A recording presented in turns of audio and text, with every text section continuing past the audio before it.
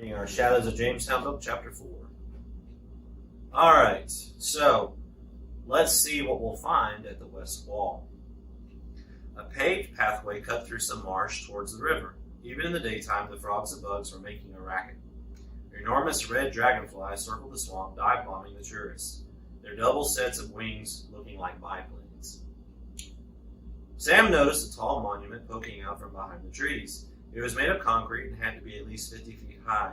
It reminded him of the Washington Monument in Washington, D.C. "What's that?" asked Caitlin. "It commemorates the 300th anniversary of the founding of Jamestown," answered Grace. "Didn't the professor just tell us Jamestown was 400 years old, not 300? said Sam. Grace smiled. "It is, but this monument was built here over 100 years ago." "Wow," marveled Derek. "Even the monuments about history are historical around here." Toby chuckled. "You better get used to it. Outside of the Indian settlements, which were, of course, the original settlements on this land, Jamestown is about as old as it gets here in America." As they walked forward, Toby pointed out the different buildings. "Over here is the archaeological. That's what you were telling us about in the car," said Caitlin.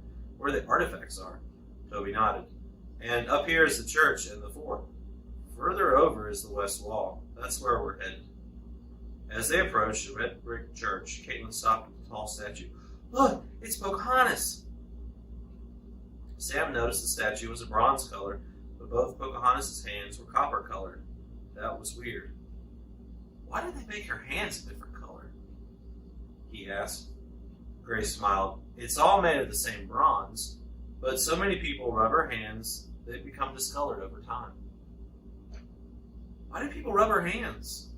asked Caitlin. "People believe it can give them good luck," replied Grace. Derek ran over and rubbed one of the statue's hands. "Does it work?" Sam frowned. "It's just a legend, Derek." Derek shrugged his shoulders. "Well, it's worth a try. Maybe it'll help me uncover something amazing in the dig." Sam considered his brother's words and quickly gave the statue's palm a quick touch as they passed by. Hey, it couldn't hurt. They walked into the old church, its entrance marked by a crumbling brick doorway and the remains of a two-story bell tower. Flurry of work was going on inside the church. Parts of the floor were removed and replaced with glass to rebuild previous layers of brick foundation. A man worked in the corner, staring intently at a flat stone slab set on a wood cart. He operated under a bright light and was working methodically on the edge of the gray slab with a fine tool. "What's he doing?" Sam asked. "That's the knight's tomb," said Toby. "It might be the oldest colonial gravestone in America." Sam looked more closely at the massive slab. A shield was engraved in the corner, but in the middle there was a large image of an armed figure. "It does look like a knight, I guess." "Whose grave is it?" asked Caitlin. "That's what the team has been working to find out," said the man working at the stone, looking up at their group. "Our best guess is a man named Sir George Yeardley, who was buried in Jamestown in 1627. Toby nodded. "Historians found a will from one of his relatives that spoke about a broken tomb, so we think it's him." The man pointed at the gravestone. "This marker had been resting in the concrete here in the church floor since 1905. We chiseled it out of the cement by hand, then got it up on the table to work on it." Sam studied the stone, noticing several pieces had been cracked and pieced back together.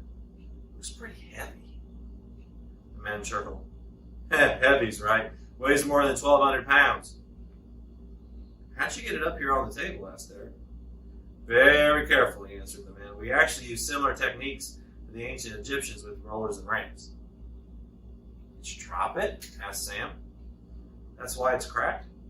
The man laughed. "Thankfully, no. It was already broken in a few spots, but we're preserving it the best we can." "That's amazing," said Caitlin. Sam thought it was pretty amazing, too.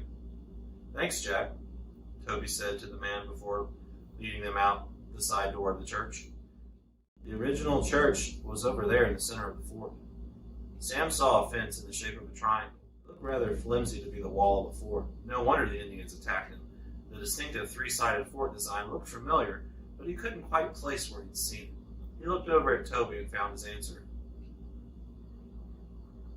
"Is that the fort on your hat?" Sam pointed to a triangle-shaped drawing on Toby's hat. Toby pulled it off and nodded. "That's right. this is the logo for our Jamestown rediscovery project. Is that a picture of the fort? Asked Caitlin. Yep, answered Toby, from a map actually.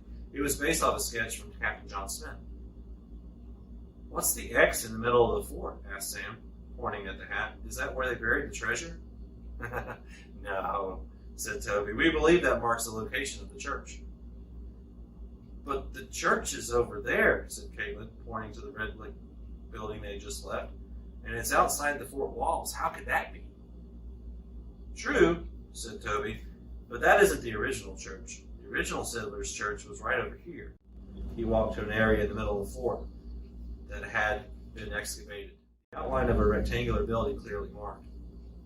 I like how he drew a flag, Derek said, pointing to a flag-looking shaped stick out on the edge of the fort, drawing on the hat. Was that flag for England? Asked Caitlin. Once again, looks can be deceiving, said Toby. What appears to be a flag is actually believed to be a map of a garden or some other building. Sam's head was starting to spin. All this archaeology mixed with history was complicated. It was cool, but confusing. He walked past the church towards the water. A tall statue labeled as Captain John Smith sat on a gray stone pedestal. Sam looked at his face, a greenish-colored metal like the Statue of Liberty. Sam followed Smith's gaze out across the James River. It was hard to believe that the colonists had sailed to that very spot 400 years ago. They probably had no idea what they were getting into. Had the Indians been watching from the bushes, or was that just something Sam had seen in the movies? Either way, neither group could possibly have imagined their future in this new land. That's what Sam loved about history, learning what had happened and tracing the stories back to where they began. All right, that's the end of chapter 4.